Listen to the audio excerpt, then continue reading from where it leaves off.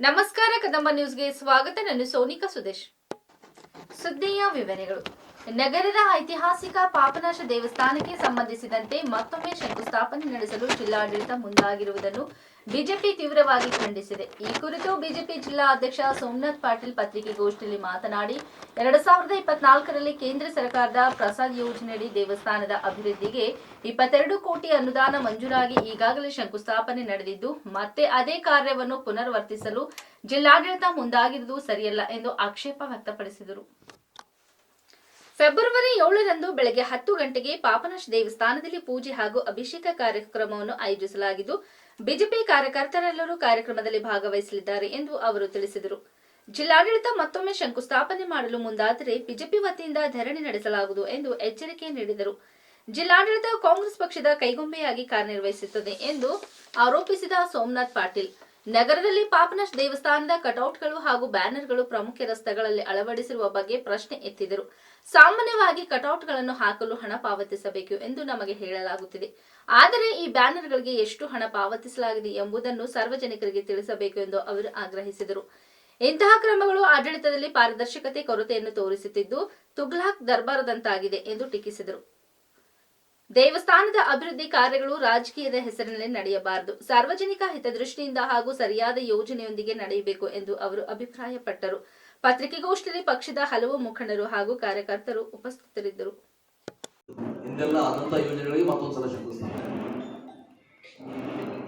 ಜಿಲ್ಲಾಧಿಕಾರಿಗಳ ಸಂಕೀರ್ಣ ಇರಬಹುದು, ಇನ್ನಿತರ ಕಾಮಗಾರಿಗಳಿರ್ಬೋದು, ಒಂದೊಂದು ಕಾಮಗಾರಿ 3-4 ಸಲ ಶಂಕುಸ್ಥಾಪನೆ ಮಾಡುವಂತ ಒಂದು ಕೆಟ್ಟ ಚಾಳಿ ಇವತ್ತ ನಿಮ್ಮ ಸರ್ಕಾರ ಇರ್ಬೋದು, ಅದ್ರ ಪರ್ಮನೆಂಟ್ ಆಗಿ ನಿಮ್ಮದೇ ಸರ್ಕಾರ ಇರ್ತದೆ ಅಂತ ತಿಳ್ಕೊಳ್ಳುತ್ತೆ.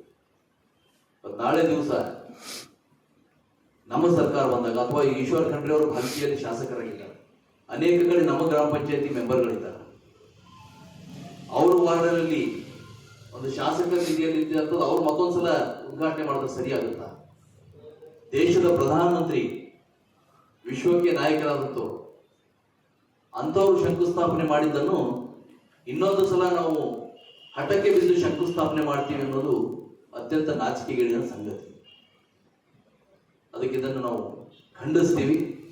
ಮತ್ತು ನಮ್ಮ ಪಕ್ಷದ ವತಿಯಿಂದ 7ನೇ ತಾರೀಕಿನಂದು ಮುಂಜಾನೆ 10 ಗಂಟೆಗೆ ಪಾಪನಾಶ ಲಿಂಗಕ್ಕೆ ಅಭಿಷೇಕ ಮತ್ತು ಪೂಜೆ ಕಾರ್ಯಕ್ರಮ ಇಟ್ಕೊಂಡಿದ್ದೀವಿ.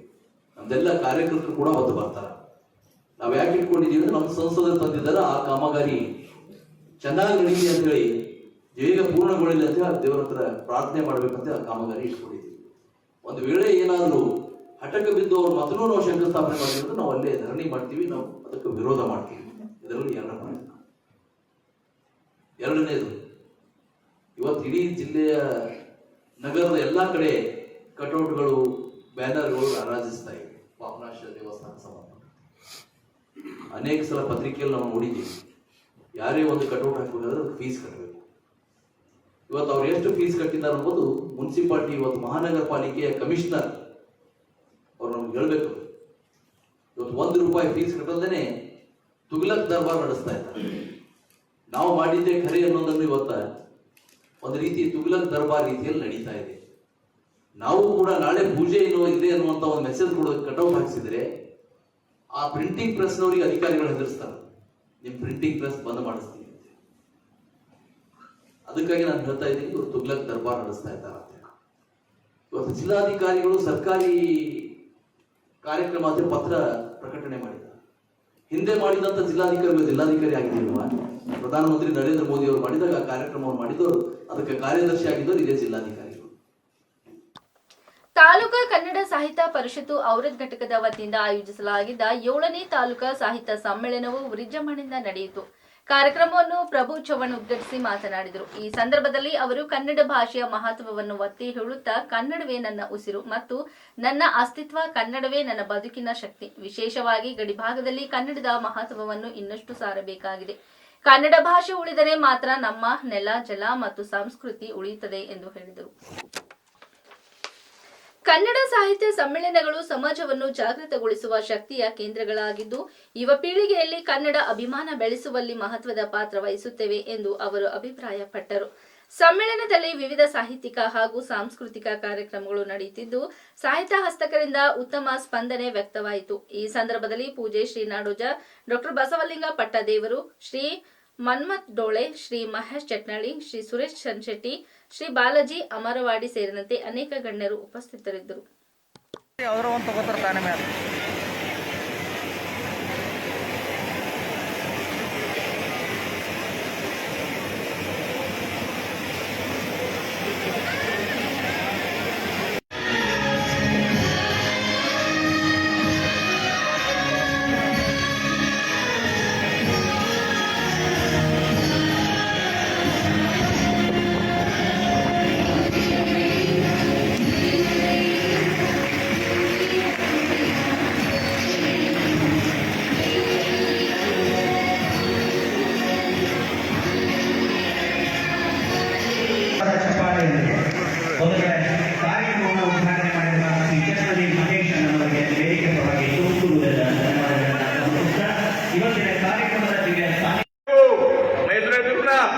ಕನ್ನಡ ಕನ್ನಡ ಕನ್ನಡ ನಾನು ಬಿ ಒಳ್ಳ ಕನ್ನಡ ಕನ್ನಡ ಕನ್ನಡ ಕನ್ನಡ ಕನ್ನಡ ಪ್ರಮುಖವಾಗಿದೆ.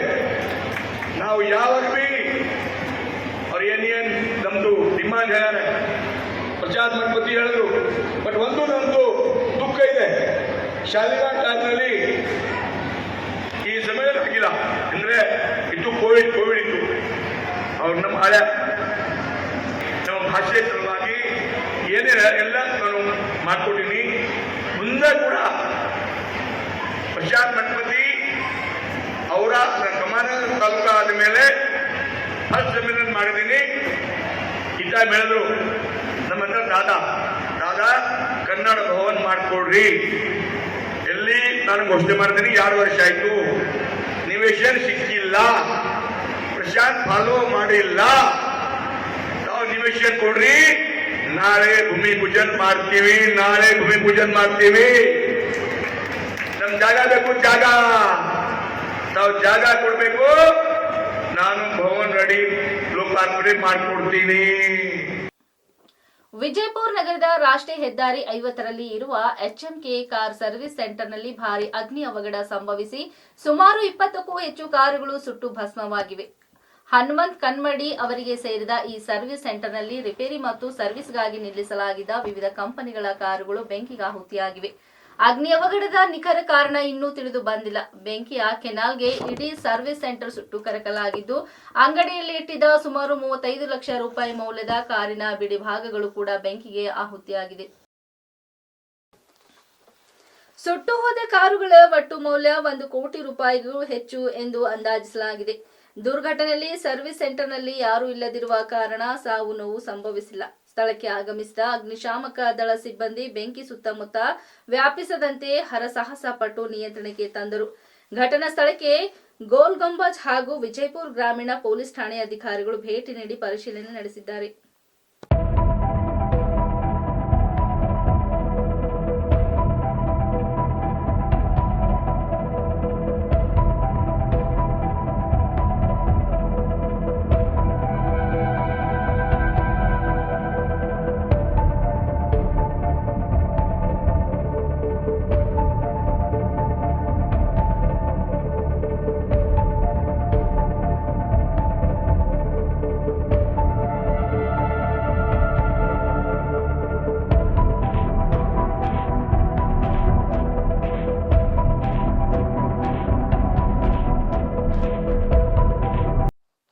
ವಿಧಾನಮಂಡಲ ಅಧಿವೇಶನ ಮುಕ್ತಾಯವಾದ ಬೆನ್ನಲ್ಲೇ ಹಣಕಾಸು ಇಲಾಖೆಯ ಜವಾಬ್ದಾರಿ ಹೊತ್ತಿರುವ ಮುಖ್ಯಮಂತ್ರಿ ಸಿದ್ದರಾಮಯ್ಯ ಇಂದು ವಿವಿಧ ಇಲಾಖೆಗಳ ಸಚಿವರು ಅಧಿಕಾರಿಗಳೊಂದಿಗೆ ಬಜೆಟ್ ಪೂರ್ವಭಾವಿ ಸಭೆ ಆರಂಭಿಸಿದ್ದಾರೆ. ವಿಧಾನಮಂಡಲ ಜಂಟಿ ಅಧಿವೇಶನ ಅನಿರ್ದಿಷ್ಟಾವಧಿಗೆ ಮುಂದೂಡಿಕೆಯಾಗಿದೆ.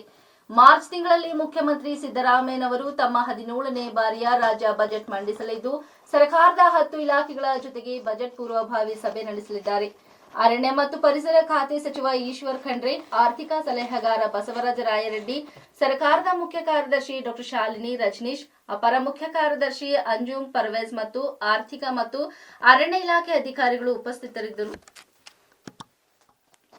ಕಾಂಗ್ರೆಸ್ ಸದಸ್ಯ ನಜೀರ್ ಅಹಮದ್ ವಿರುದ್ಧ ಅವಹೇಳನಕಾರಿ ಹೇಳಿಕೆ ನೀಡಿದ ಆರೋಪದ ಮೇಲೆ ಬಿಜೆಪಿ ಎಂಎಲ್ಸಿ ಸಿಟಿ ರವಿ ಅವರನ್ನು ಕರ್ನಾಟಕ ವಿಧಾನ ಪರಿಷತ್ತಿನ ಅಧಿವೇಶನದ ಕೊನೆಯ ದಿನದಂದು ಅಮಾನತುಗೊಳಿಸಲಾಗಿದೆ. ಪ್ರಧಾನಿ ನರೇಂದ್ರ ಮೋದಿ ಅವರ ಬಗ್ಗೆ ಅಹಮದ್ ನೀಡಿದ ಆಕ್ಷೇಪಾರ್ಹ ಹೇಳಿಕೆಗೆ ಸಂಬಂಧಿಸಿದಂತೆ ಸಿಟಿ ರವಿ ಅವಹೇಳನಕಾರಿ ಹೇಳಿಕೆ ನೀಡಿದರು.